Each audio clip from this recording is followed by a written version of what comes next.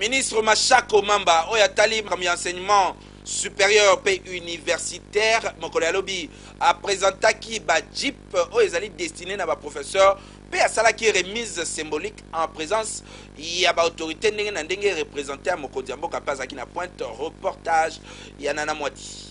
Nani alobaki que ba professeur ya université ba kotika la ba piéton.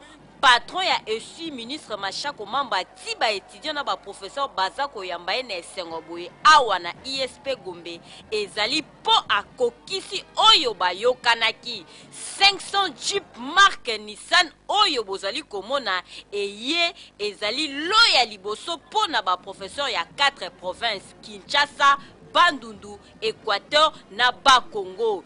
Liboso ya bourgmestre ya Gombe, représentant ya chef de l'État, pe représentant ya ATC, Yemoko Machako Mamba a sali démonstration à beti tour na mutuka oyo, po bomona que ezali ya occasion te ya mbamba.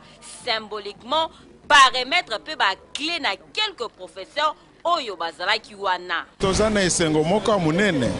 Pour biso ba professeur lelo tozu ba Jeep eza ba fruit à travail na biso mais tozo ko remercier ba autorité à pays ndenge ba salisi biso pe mituka eko mawa na kanisi ke ba professeur poso koya ba roza déjà na ba mituka na bango ba banoko mata na ba auditoire ba améliorer ba qualité enseignement.